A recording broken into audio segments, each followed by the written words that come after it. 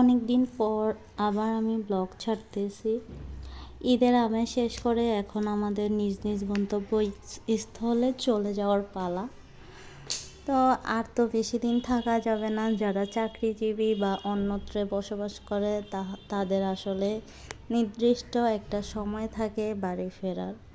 তো সেই সময়টাই চলে এসেছে, তাই বাড়ি থেকে চলে যাচ্ছি শহরের দিকে।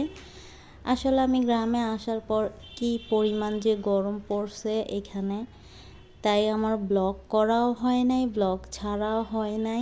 মানে প্রচণ্ড গরম পড়ছে। এই গরমের মধ্যে আমার কিছু করতে ইচ্ছা করতেছিল না।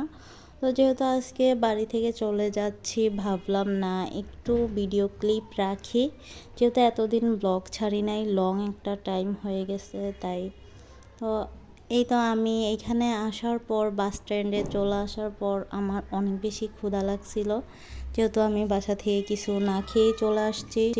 বাস স্ট্যান্ডের পাশেই ছিল ট্রেস্টিটির, তো ভাবলাম যে কিছু খেয়ে নিই, যেহেতু অনেকটা লং জার্নি করতে হবে কক্সবাজার থেকে চট্টগ্রাম, তো অনেকটা টাইম লাগবে। আর আজকে প্রচণ্ড পরিমাণ জ্যাম, যেহেতু ঈদ গেছে, পয়লা বৈশাখ গেছে, সবাই ছুটি কাটায় আজকের দিনটাকেই বেছে নিছে চলে যাওয়ার জন্য।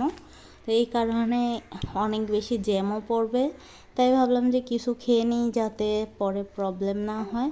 রাইস বোলের সাথে সাথে আমি নিয়েছিলাম একটা ছানার দধি, যেটা ছিল অনেক বেশি মজার। আর রাইস বোলটাও ভালো ছিল, কিন্তু রাইসটা একটু শক্ত বেশি লাগছিল আমার কাছে কেন জানি। এখানে আমি বাসের জন্য ওয়েট করতেছিলাম কখন বাস আসবে আর কখন চলে যাব। ওই দিন বাস আসতে অনেক বেশি লেট করছে, আর আমার আস্তে আস্তেও অনেকটা রাত হয়ে গেছিলো। যেটা ভেবেছিলাম সেটাই হয়েছে। রাস্তায় প্রচণ্ড পরিমাণ জ্যাম ছিল, দেখতেই পাচ্ছেন গাড়ি নড়তেইছে না, এক জায়গায় দাঁড়ায় আছে, এরকম অবস্থা।